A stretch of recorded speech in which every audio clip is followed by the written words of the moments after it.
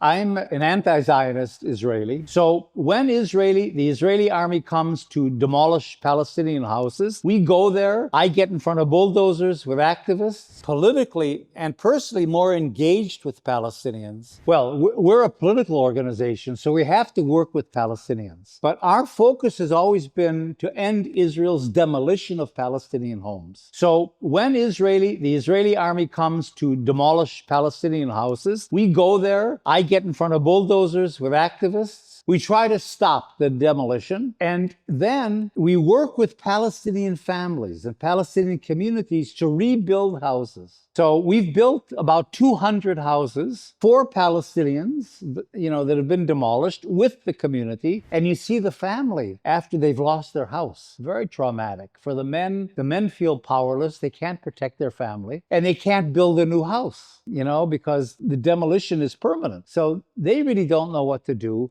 The women are traumatized because for women, the house is the center of their life. The children, and now they have no home. The house is their security. They have their toys, they have their room, they have, it's their intimate place, and then they lose that. And they see that their parents can't support them. They see the parents being humiliated. So the experience of Palestinians in demolitions is the most touching thing that I experience. Israel has demolished 60,000 Palestinian homes in the West Bank and East Jerusalem since 1967. And now it's demolished 300,000 homes in Gaza since October 7th. So house demolitions is a part of the ethnic cleansing, getting the Palestinians out.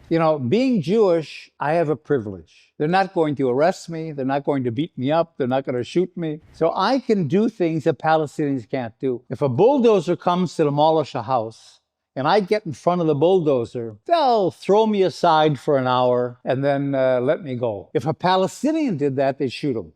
Period. I'm an anti-Zionist Israeli. In a way, you might say I'm a settler. I grew up in the United States, but I've lived in Israel now for more than 50 years. But I'm an anti-Israeli, anti-Zionist Israeli. I want an end to Israel as a Jewish state. Jewish and Muslims and Christians lived all together. That's right. See, they all lived in the same society. Palestinians have nothing against Jews, but they have something against Israeli colonists. I'm an Israeli Jew, and I was brought here to explain why Gaza is happening. But it's very important to bring in the West Bank as well. Zionism is a settler colonial movement. Its purpose is to transform an Arab country into a Jewish country, to transform Palestine into Israel. Palestinians have to resist the takeover of their own country. So for Zionism to win, to make Palestine Israel, it has to break the resistance of the Palestinians, pacify the Palestinians. That's what's happening in Gaza, but also in the West Bank. Israel doesn't care about Gaza at all, besides breaking the resistance of Hamas.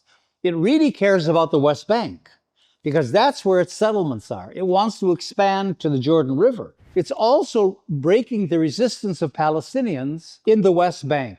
So in the northern part of the West Bank, and this hasn't been reported very much, there are attacks on Palestinian refugee camps and cities, Tulkarm, Nablus, Jenin, other places. 40,000 Palestinians have been displaced in the northern West Bank. Israel talks about Gazifying the West Bank. So hopefully that's the role I'm trying to play today.